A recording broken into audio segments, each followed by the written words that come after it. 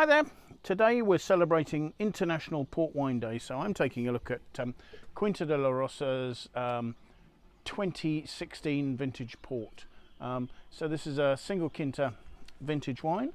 As opposed to the product of one of the big houses that may come from a variety of estates and would be blended and would be aged in Villanova de Gaia by a producer based in Oporto.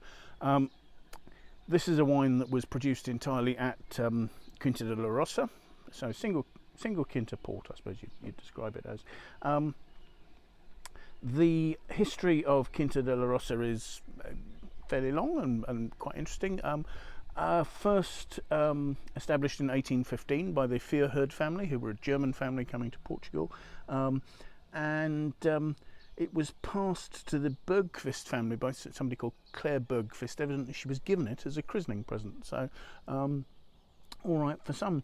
And it stayed in her family, and it's still with that family today. The estate's been through a number of trials and tribulations, I guess. In general, at this stage, because prior to 1986 you couldn't actually make and bottle your own port in the Douro, the law wouldn't allow you. It wasn't until Portugal entered the EU in 1986 that was allowed. The estate had to sell its fruit, so it sold grapes to places like De La Force, Croft, Gilbey's at that stage were making port, and eventually they ended up selling most of their grapes to Sandeman. So big houses, and in fact Sandeman made a wine called Rebello Volante, which was a quite a high quality brand from the grapes that they purchased from Quinta de la Rosa.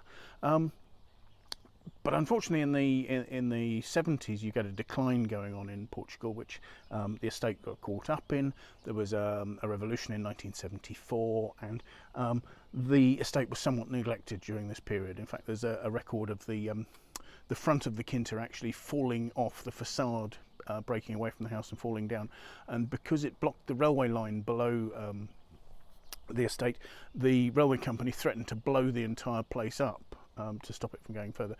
Fortunately, they didn't do that. The Bergqvist family were able to sell some other assets and were able to invest in the property. And then, as I say, in 1986, Portugal joins the EU, and the rules around making port change, so they can make their own ports and market them under their own name.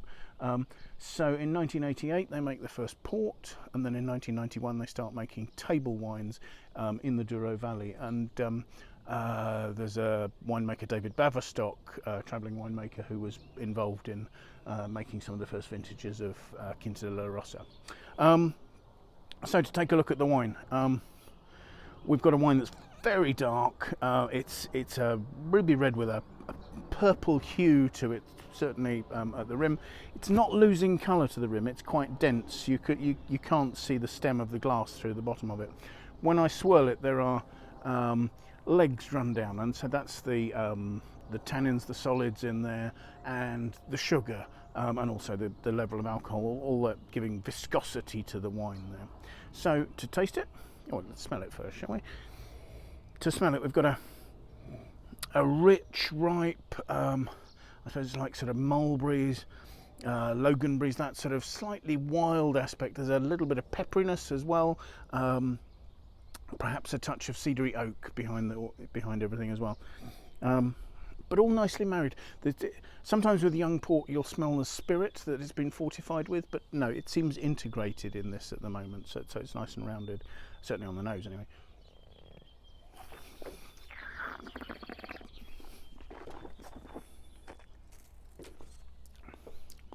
Tasting the wine, we've got a mid-weight port.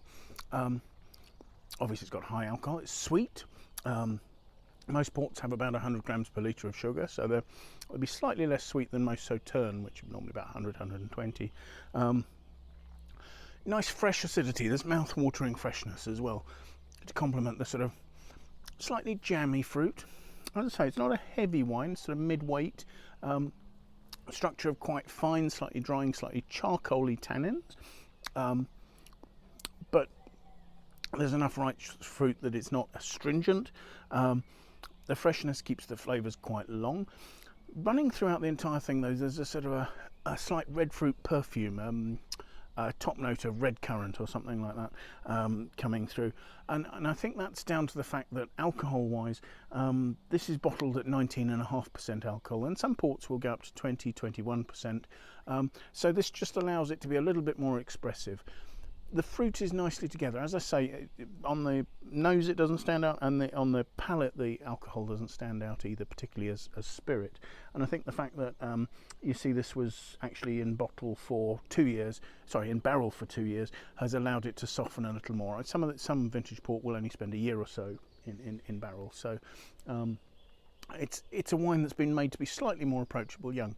Having said that, a port like this will probably age very happily for 30 years, and it will the flavours will develop. It'll become more sort of fig-like and rich by the end of that period, and absolutely delicious. So yes, however you celebrate, do enjoy